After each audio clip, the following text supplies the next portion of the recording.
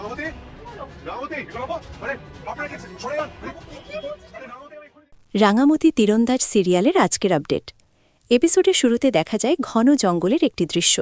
সেখানে রাঙা জঙ্গলের কয়েকজন মেয়ের কাছ থেকে বৃন্দার গয়না দেখে সরাসরি জানতে চায় তারা বৃন্দাকে কোথায় রেখেছে।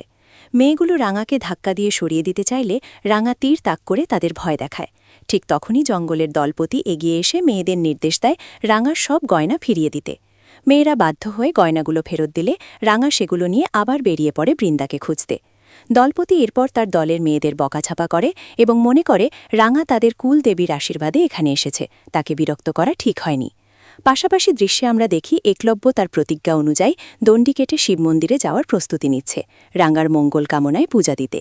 পাঞ্চালি আর অঙ্কুর তাকে বোঝাতে থাকে যে এটি খুবই কষ্টকর, সে হয়তো পারবে না, কিন্তু একলব্য তাদের কথা না শুনে বলে রাঙা তার অবস্থায় থাকলে ঠিক একই কাজ করত, তাই তাকে ফিরিয়ে আনতে হলে এই তপস্যা তার করতেই হবে। বাড়ির ওঠান থেকে একলব্য দণ্ডি দেওয়া শুরু করলে পাঞ্চালি কান্নায় ভেঙে পড়ে।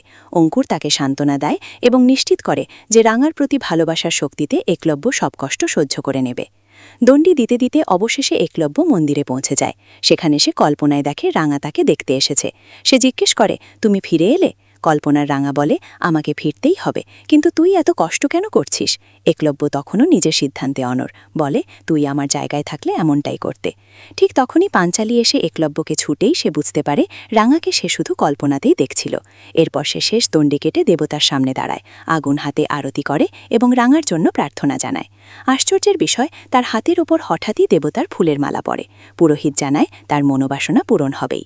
মন্দির থেকে বেরোতেই সেখানে উপস্থিত হয় রাঙার যমজ বোন।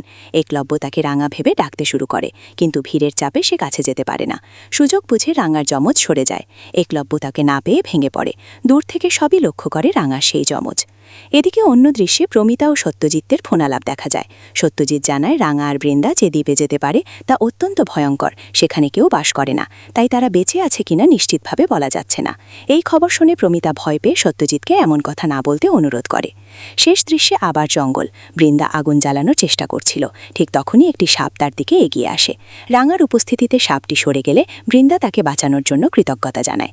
রাঙা ঠান্ডা গলায় বলে, তুই তো আমাকে খুন করার চেষ্টা করেছিলি, সমুদ্রে ফেলে দিয়েছিস, ভাগ্য ভালো তুইও আমার সঙ্গে পড়ে গেছিস, এবার পাপের সাজা কেমন হয় দেখ। এরই মধ্যে জঙ্গলের লোকেরা দুজনকে ঘিরে ফেলে। ভয় পেয়ে বৃন্দা রাঙাকে অনুনয় করে, সে যা বলবে তাই করবে।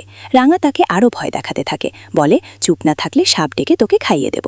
বৃন্দা ভয় পেয়ে একদম চুপ হয়ে যায়, আর রাঙা মুচকি হেসে তাকিয়ে থাকে। এই ছিল রাঙামতি সিরিয়ালের আজকের আপডেট। ভিডিওটি যদি ভালো লাগে তাহলে একটি লাইক করবেন, আর এরকম আরও সিরিয়ালের আপডেট পেতে চ্যানেলটিকে সাবস্ক্রাইব করে রাখবেন।